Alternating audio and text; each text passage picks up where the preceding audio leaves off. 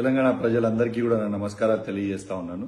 మొన్న పోయిన డిసెంబర్లో అసెంబ్లీ సెషన్లో రేవంత్ రెడ్డి గారు అసెంబ్లీ సాక్షిగా 4 కోట్ల తెలంగాణ ప్రజలు వినేలాగా ఎట్టు పరిస్థితిలో ఈ ప్రభుత్వం అనేది బెనిఫిట్ షోలు అనేది ఫిలిం ఇండస్ట్రీకి ఎట్టు పరిస్థితిలో ఇవ్వమని అసెంబ్లీలో గట్టిగా బల్లగుద్ది చెప్పింది రేవంత్ రెడ్డి గారు.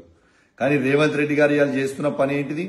వాళ్ళని బ్లాక్మెయిల్ చేసి దిల్ రాజు గారిని అడ్డం పెట్టుకొని ఇవాళ ఫిలిం ఇండస్ట్రీ దగ్గర నుంచి 500 కోట్ల రూపాయలు వసూలు చేసి ఇవాళ గేమ్ చేంజర్ అనే ఒక మూవీకి ఇవాళ ప్రభుత్వము బెనిఫిట్ షోకి పర్మిషన్ ఇవ్వడం జరిగింది. మేమేం బెనిఫిట్ షోకి వ్యతిరేకం కాదు, కానీ మేము రేవంత్ రెడ్డి గారు చెప్పిన మాట అసెంబ్లీలో ఏదైతే చెప్పిండో ఇయ్యమో అని చెప్పి ఇవాళ మళ్ళా ఎందుకు ఇచ్చిండో అని మేము అడుగుతా ఉన్నాం. అంటే కేవలం పైసలు తీసుకొని 500 కోట్ల రూపాయలు తీసుకొని ఇవాళ ఇచ్చిండనేది యావత్ తెలంగాణ ప్రజలందరూ కూడా గమనించాలని నేను విజ్ఞప్తి చేస్తా ఉన్నాను.